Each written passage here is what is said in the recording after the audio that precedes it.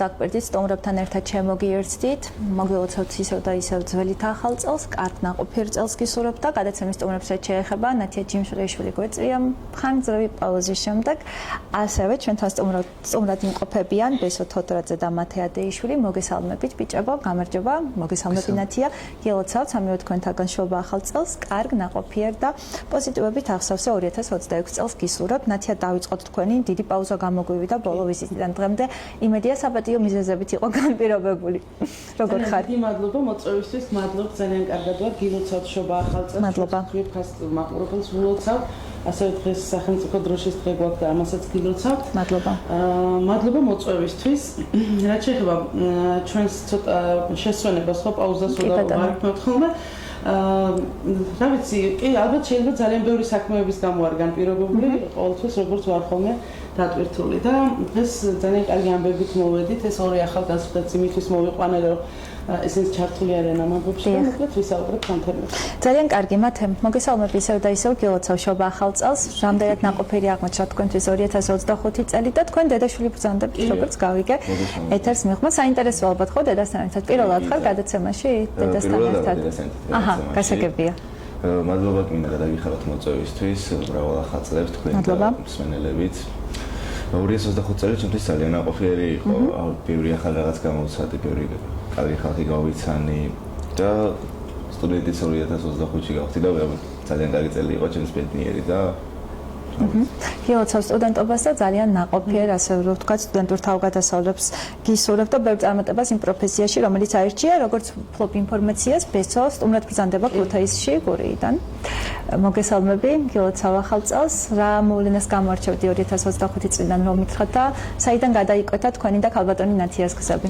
კი, პირველ რიგში მოგესალმებით, გილოცავ შობა ახალ წელს, მრავალზაესწარით. 2025 წელს რაც შეეხება ჩემთვისაც ძალიან მნიშვნელოვანი და ნაყოფიერი წელი იყო, რადგან სწორედ 2025 წელს მე გავხდი ჩოხოსანი და ჩოხოსანობას მოყვა შემდეგ ჩემი სტიქაროსნად კურთხევა. და მოკლედ აქედან გამომდინარე 2025 წელი ჩემთვის იყო სიხარული და ბედნიერებით აღსავსე. რაც შეეხება მე და ქალბატონი ნათიას ურთიერთობას, არის ესეთი შესანიშნავი პოეტი ნინა გიორგაძე, რომელიც იმყოფებოდა ემიგრაციაში და მე ბავშვობიდან ვარ ჩართული ლექსებთან დაკავშირებით ამ თემებში, ვკითხულობდი ლექსებს და წვირთავდი Facebook გვერდზე. და ქალბატონმა ნინა გიორგაძემ ერთ-ერთი ჩემი ლექსი ნახა, ასე ვთქვათ, მოეწონა მას ჩემი წაკითხული ლექსი და მოკლედ დაუკავშირდით ჩვენ ერთმანეთს და გავიცანით ერთმანეთი. ამის შემდეგ ქალბატონმა ნინამ მე დამაკავშირა ირაკლი კეჭყემაძესთან და მას ჰქონდა ესეთი ორგანიზაცია სენსისხლო ჩემო, რომელშიც მე მივიღე მონაწილეობა ერთ-ერთი ლექსით. შემდეგ გავიცანი ქალბატონი ნინას დამსახურებით ქალბატონი ნათია და აქედან შედგა ჩვენი ურთიერთობა.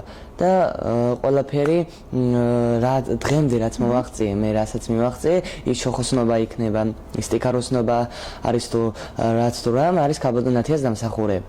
და მადლობა მინდა გადაუხადო მე ქალბატონ ნათიას ამ დიდი წვლილისთვის ჩემ ცხოვრებაში. ესე თავად არ წერთ ლექსებს, მხოლოდ კითხულობ.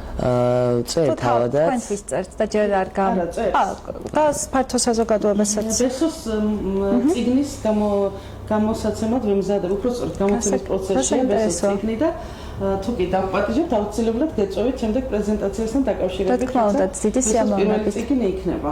ბესოს ლექსები ასევე იბეჭდება სხვადასხვა გამოცემებში, ერთ-ერთი აი ეს გახლავთ, რომელზეც ვისაუბრებთ მოგვიანებით და ასევე ბესოს პოეზიას რაც შეეხება, ერთ-ერთი ძალიან მნიშვნელოვანი კონკურსის გამარჯვებული გახლავთ, საერთაშორისო კონკურსი ლექსის ბარათი ასეთი არის, რომელიც რაღაცა ოლიმპიადის პრინციპით იმართება ყოველ წელიწადს იმ ქვეყანაში, რომელიც ქვეყნის წარმომადგენლებიც გაიმარჯვებს და ბესო შარშან გავიდა 10-ში და მე-6 ადგილზე მოიპოვა სიცოცხლის ლექსის წოდება, ტიტული, ასე რომ ვთქვა და ჩამოვიდა იტალიიდან ეს პრიზი. გილოცავ ბესო, როგორ დაახასიათებთ ბესოს პოეზიას? ბესო არის ძალიან გულწრფელი ადამიანი, თავის ლექსებში, ანუ ლექსში ვამბობ, იმიტომ რომ მე თითოეული მისი ლექსი ჩემ ხელში გადის, როდესაც დაწერს პირველი მკითხველი ვარ, როგორც ასევე მიწევს მისი წიგნის რედაქტორობაც ძალიან ხშირი არის ბესოს სტუმრობა ქუთაისში. ფაქტობრივად ვფიქრობ, რომ სტუმარიც აღარ არის. მას პინძელია ჩვენი. სტუმარიც აღარ გახლავთ ბესო ქუთაისში და მისი ლექსები ყოველთვის არის ემოციასთან დაკავშირებული, ცოცხალ ემოციასთან. აი შეუძლია მაგალითად ნებისმიერ ლექსს გამოეხმაუროს პასუხად, ნებისმიერი ამბავი მისთვის ინსპირაცია იყოს და აქედან გამომდინარე მე ვამბობ, რომ ბესო ძალიან გულწრფელი ავტორია და მე ვუსურვებ მის ლექსებს ზრდას და შემდეგ მომავალში იმედია რომ ბესო თოდრაძის სახელდაბარი პოეზიაში მყარად დაიმკვიდრებს ადგილს. და ასე იყოს. იმეც დავიტოვებ, რომ ქუთაისში და თუნდაც ჩვენთან ვიზიტიც ბესოსთვის აღმოჩნდება რაღაც თაგონების წყარო და ესე ხელცარიანი. ხო არა, მე არ მოვალდებულებ ცხადია, მაგრამ იქნებ რაიმე მოეწოდოს ირგვლივ და მიმოიხედოს. მათ თქვენს ბრძანდებით ჩოხოსანი. დიახ, ჩოხოსანი. ყველაფერს თავისი მიზეზი აქვს, რატომ გაგიჩნდა ეს სურვილი? ჩოხოსანად მე მოვინათლე 8 წლის ვიყავი, აი. თქვენ უფრო მეტ წელს ითვლით, საინტერესო. აი 10 წელია მაგიდან გასული და რავი, ვიხსენებ, თავიდან აი ვიხდებოდი რა რიტუალში ვიღებდი მონაწილეობას, მაგრამ აი მე დრო და დრო გავიაზრე უკვე ხდები რომ აი ამ ხელა რაღაცა გამიკეთებია და უფრო და უფრო წვდები მაგის აზრს. და მიხარია რომ აი პატრიარქის ჩოხოსანი მქვია. პროფესიას რას ეუფლები, ესეც მითხარი? ბიზნეს ადმინისტრირება. ოჰო, და კალათბურთს თამაშობდი. თამაშობდი. არ გენატრება? კი, მენატრება და ახლა ბრუნდები სპორტში ისე ვარჯიშები მაქვს დაწყებული და თბილისში გააგრძელებთ. ძალიან კარგი, ბევრ წარმატებას გისურვებთ, იმიტომ რომ კალათბურთი ძალიან გვიყვართ საქართველოში და მით უფრო ქუთაისში. ნათია, ჩვენი მთავარი ცენტრალური ესე რომ ვთქვათ, შეხვედრის მიზეზით ძალიან საპატიო და საპასუხისმგებლო, თუმცა იქამდე უნდა გამეცნო ჩემი სტუმრები და ტელემაყურებლებსაც მცირე შთაბეჭდილება უნდა შექმნოდათ მათ შესახებ. ორენოვანი ჟურნალი გამოიცა, რომელსაც დავითის ქალაქი ეწოდება, რომლის პრეზენტაციას უკვე შედგა და ამ იდეის ავტორი პროექტის ხელმძღვანელი ხო, უფრო სწორად ბრძანდებით თქვენ, მოდით გვიამბეთ, რას ემსახურება და აი ამ კონცეფციაზე რამდენი ხანი მუშაობდით?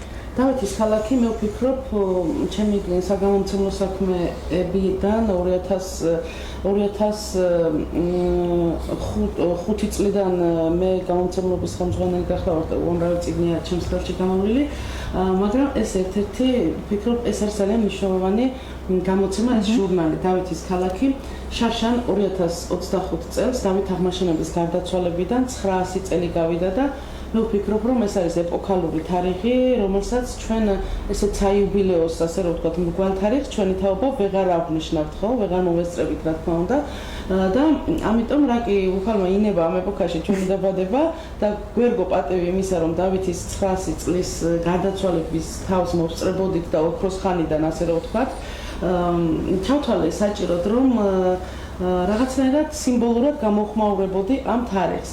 პირველად გამიჩნდა ამის იდეა, როდესაც ჩარშან 8 თებერვალს ჩვენ ბატონ ლევან როხვაძის თაოსნობით ჩოხოსნები ყოველთვის ვიკრიბებით ხოლმე დავითის საფლავზე და აი მაშინ ცოტა უფრო მიდუმებული იყო ამ თემასთან დაკავშირებული საკითხი, ანუ არ აღინიშნა ისეთი ენთუზიაზმით, როგორც ეკადრებოდა მაგალითად ჩვენს მეფეს და ოქროს ხანის ავტორს დავით აღმაშენებელს და მხოლოდ ჩოხოსნებმა ვიხმაურეთ იმ დღეს გელათში თქო, მე ასე მგონია ყოველ შემთხვევაში და მაშინ გამიჩნდა იდეა, რომ მოდი სიმბოლურად გამოვეხმაურები ამ თარიღს.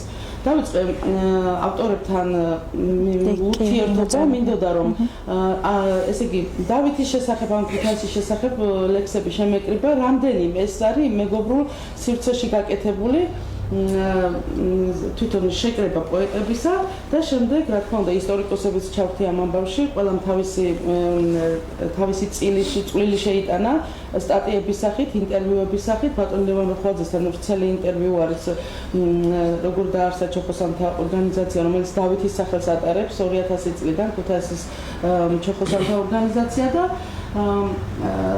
მე მათ ეს წერილიც არის შესული ძალიან ემოციური წერილია პირველად როცა ჩოხოსნად ეკურთხა პატარა ბიჭი იყო და ამბობს რომ ეს ხმლების აი დავითის საფლავზე სიტყვის საპატიო სიტყვის შემდეგ ხმლებში რომ გამოატარეს დიდმა ჩოხოსნებმა პატარა მათე და როგორ ემოცია დაეუფლა მას ასევე ბესო როდესაც ჩარშან ეკურთხა ჩოხოსნად მან აი როგორც თქვი წერენ გულწრფელი ლექსების ავტორია თქო ზუსტად იმ ემოციით მან ლექსი მიუძღვნა ამ დღეს და აქვე არის შესული წიგნში და მოკლედ ძალიან საინტერესო ვთვლი ამ გამოცემას და ორენოვანი რატომ ესეც სამკითხად ორენოვანი რატომ აი მაგას მინდა გავუსვე ხაზი ორენოვანი და თან თურქულენოვანი რატომ იმიტომ რომ მე როდესაც ამ ხალხურ ურთიერთობები მაქვს თან და თურქეთელ ქართველებთან განსაკუთრებით არათურქებთან ხედავ რომ როგორი მწირია ინფორმაცია ჩვენი დავით აღმაშენებლის შესახებ არა და პირდაპირ კავშირები ქონდა ოსმალეთთან ხო და თურქებთან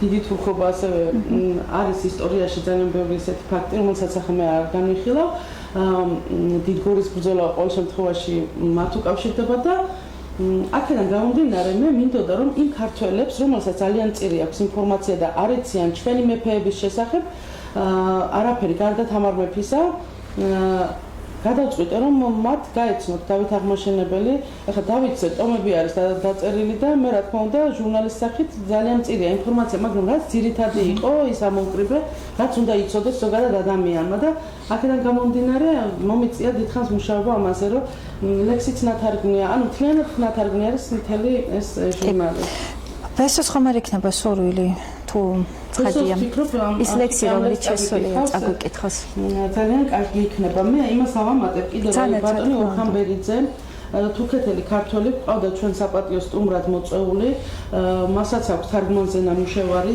რა თქმა უნდა სხვა თარგმანის ჯგუფის წევრებთან ერთად და ძალიან მნიშვნელოვანი ღონისძიებებით შემოვიფარგლეთ მთელი ამ 3 დღის განმავლობაში. ბატონი ორხანი პირველად როდესაც ქუთაისში მოვიწვიე ქალბატონ სეზენ გონენჩთან ერთად, ანუ სალომე ბარამიძე, ვინც დააფუძნეს შოთა რუსთაველის კულტურის ცენტრი სტამბოლში. ეს ფოტომასალაც და მათი მოგონებებიც არის ამაში შესული, როგორც ბატონი ორხანის, ასევე ქალბატონი სეზენის და გელათში როცა ესტუმრნენ გელათს, ანუ ამაზე წერენ ემოციური წერილებია ძალიან და აქედან გამომდინარე ვთვლი რომ ძალიან საინტერესოა ეს ჟურნალი. იმიტომ რომ მათი შთაბეჭდილებები გაცილებით უფრო მნიშვნელოვანია ვიდრე თითოეული ქართველის ჩვენგანი. კი, შთაბეჭდილებები ძალიან მნიშვნელოვანია, მაგრამ იმედია გელათს გადავერჩენთ ხო და არ იქნება ისეთ საავადმყოფო მდგომარეობაში. ძალიან მტკივნეული ნაწილი სხვათა შორის ძალიან მერიდება ხოლმე ტაო-კლარჯეთის ძეგლებზე რო ვსაუბრობ და გელათი ასეთ დღეში არის ყოველთვის როცა შენიშვნაზე მეტყვიან ხოლმე კომენტარებში როცა აი მაგალითად ხახუნზე ძალიან მძიმე და ემოციური სტატია მქონდა და ვიდეო მასალა და რამდენიმე მათგანმა მომწერა რომ გელათი გაქვთ ისეთ დღეში და ხახუნს მისტირითო და ეს ძალიან ანუ მართალია რა თქმა უნდა მაგრამ ჩვენ საერთოდ რა ვიცი ისეთი ბუნება გვაქვს ადამიანებს რაც შორს არის და დაკარგულია ის მიგვაჩნია უფრო ძვირფასად და გვერდით შეიძლება კერა თავზე გვემხობოდეს არის ასეთი სამწუხარო ფაქტები მაგრამ იმედია მომავალში რაც ჩვენ ხო იმედის ხალხი ვართ ხო არ ვიცი მე არ ვარ ძალიან იმედის ადამიანი მაგრამ ალბათ ზომიერად იმედიც კარგია და იქვე რაღაცეების შიშის ფაქტორიც ბესო თუ არ დაიზარებ წაგვიკითხე არა პირიქით ჩემთვის ეს ძალიან სასიხარულოა ეს ჟურნალი როგორც ხალბატონმა ნათიამ აღნიშნა ძალიან მნიშვნელოვანია და მეც ერთი ჩემი პატარა ლექსით არის შეტანილი ამ ჟურნალში მას გულზე ფეხი კი არ დავადგი მუხლი მოუყარე მეფის საძვალეს გავითავისე ჩემი საქმენი სამშობლოსათვის რაც კი მასწავლეს გელაც აწვიმდა ციო და გარეთ ჩემში კი დუღდა სისხლი ქართული ჩოხოსანი ვარ მე პატრიარქის მე ქართველი ვარ აბჯერ შესხმული მე ფიცი დავდე მეფის საფლავზე ვიქნები მუდამ უფლის ერთგული მუდამ ვიდგები სადარაჯოზე და სამშობლოსთვის იცგერს ეს გული ძალიან დიდი მადლობა ბესო მათემ თქვენი ლექსი არ არის ხო როგორც ვიცი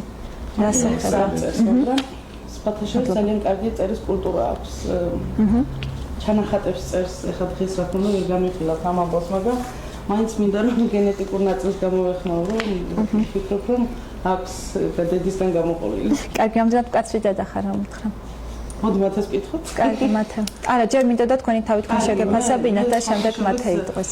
სხვათა შორის ვერ ვიტყვი რომ არ ვარ მკაცრი, იმიტომ რომ არ ვეთანხმები იმ აზრს, რომ ყველაფერი თავისუფალია. თავისუფალი არის ჩვენთვის, ოდესაც უკვე ადამიანი დამოუკიდებლად იწყებს გადაწყვეტილებების მიღებას, მომწიფებულია მისი აზროვნება, აქვს იმის უნარი, რომ განსაჯოს, ვთქვათ, გაანალიზოს თავისი გადადგმული ნაბიჯები და სიმკაცრე არ განისაზღვრება მაგალითად ფიზიკურ სიმკაცრეში.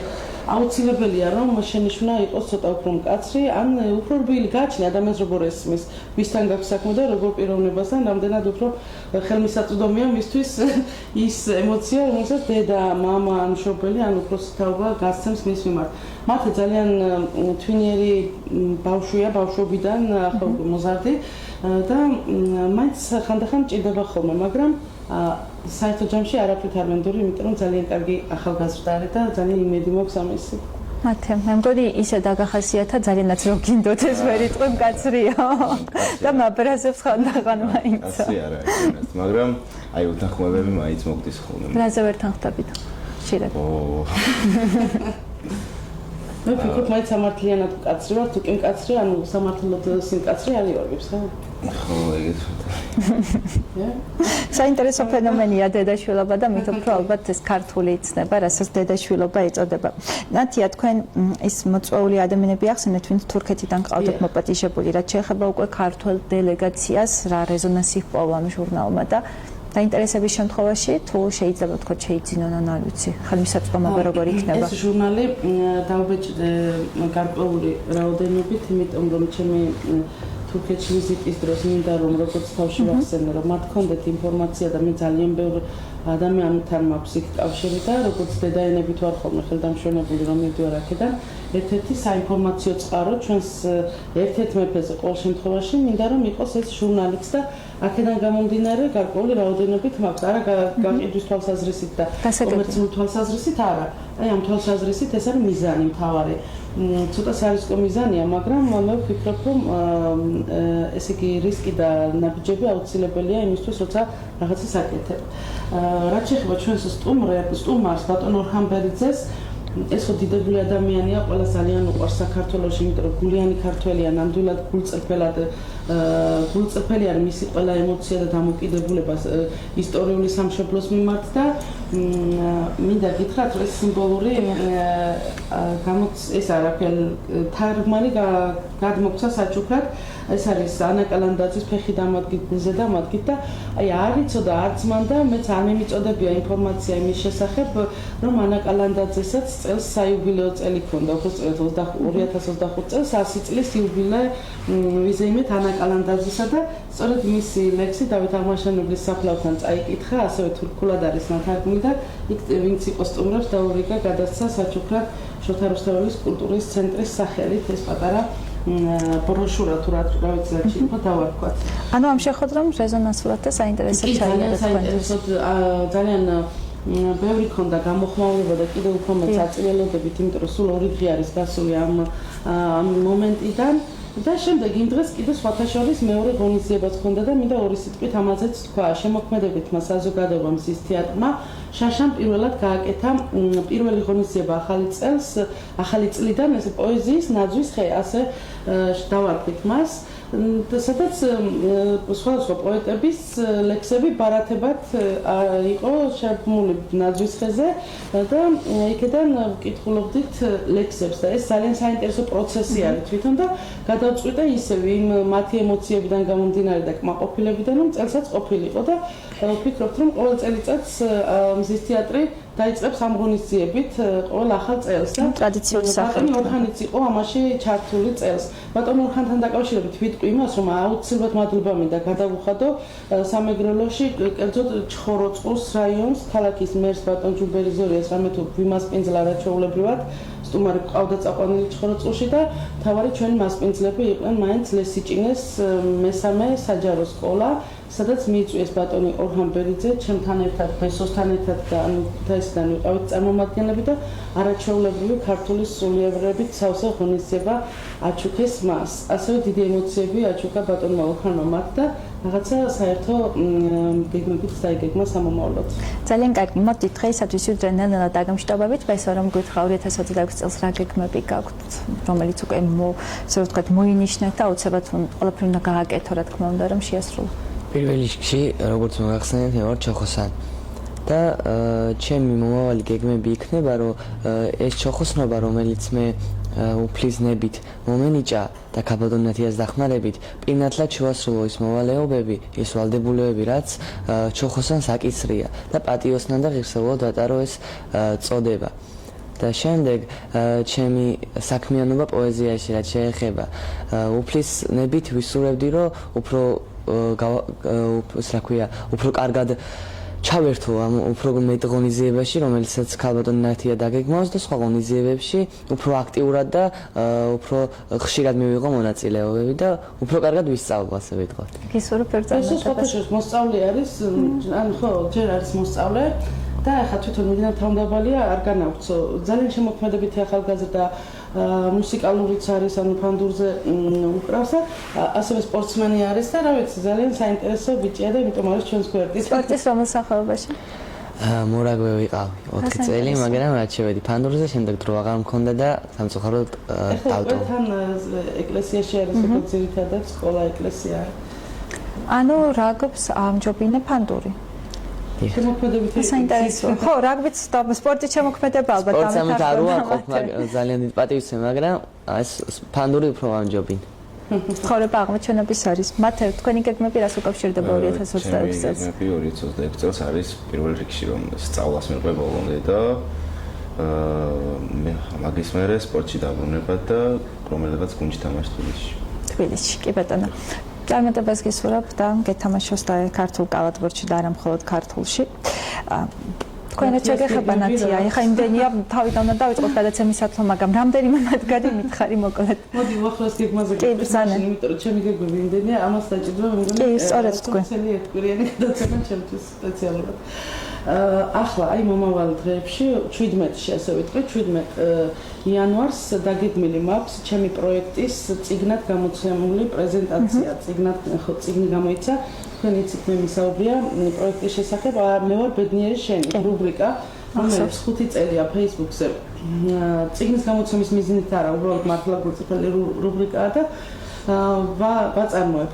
5 წელი შეუსრულდა და არ ვიცოდი, ანუ როცა გადავწყვიტეთ წიგნად გამოცემა, ეს არ იყო ჩემი გადაწყვეტილება, ინიციატივა იყო ზოგიერთი მათგანის, ვინც ამ რუბრიკაში მოხვდა და მითხრეს რომ არ უნდა დაკარგულიყო ამხელა სიყვარული, რომელიც მათი მისამართით არა მარტო მე, შემდეგ საზოგადოებაც გასცა. გადავწყვიტეთ, რომ ეს დიდი მაღალპოლიგრაფიული წიგნი ყოფილიყო, მთლიანად ფერადი გამოცემა არის და საკმაოდ ვრცელი არის, 300 გვერდიანი არის. და მოკლედ მთელი წელიწად ნახევარი მოგვიწია ამაზე მუშაობა ძალიან რთული იყო. როგორც იქნა დაიგეგმა ახლა 17-ში, მეორე მუსიკალურ სკოლაში გვაქვს პრეზენტაცია, იქნება ძალიან მასშტაბური, იმიტომ რომ 120 ადამიანი არის შიგნით გაერთიანებული და მე აღმოვაჩინე რომ დავითვალე და შევხედე ან რომ მუშაობდი ამ სტატიებზე, აღმოვაჩინე რომ თუნდაც 5 წელი გასულა და რაღაცა საიუბილეო თარიღი მიეძღვნა. ეს წიგნი და მინდა მადლობა გადავუხადო იმ ადამიანებს, ვინც მოისურვა ამ წიგნში ყოფილიყვნენ და ძალიან საინტერესო ღონისძიება გველოდება წინ. კარგით, ისეთი საინტერესო ფრაზა არის სიტყვა ბედნიერება. გჭირდება ადამიანებს ასე რომ ვიყოთ ერთმანეთით ბედნიერები და ყველაფერი გავაკეთოთ რომ ვიყოთ ბედნიერები თავად და შემდგომ გავაბედნიეროთ გარშემო მყოფები. მადლობა რომ დრო დაგვითმა, კარგ დღეს გისურვებთ და დროებით დაგემშვიდობებით მორიგ საეთერო შეხვედრამდე ნახვამდის. ნახვამდის. ძვირფასად დალემაყურებლებო გადაცემაში უოთა ქუთაისში დღეისათვის ამით დასრულებულია. ბედნიერ დღეს გისურვებთ, გილოცავთ ისევ და ისევ ძველი ახალ წელს, ხვალ კინოს დღე გვაქვს, საინტერესო ფილმი უნდა გამიხილოთ, ასე რომ გადმოერთეთ მეგაზე და დაგვიმეგობრდით. ხოლმე გემშვიდობებით ნახვამდის.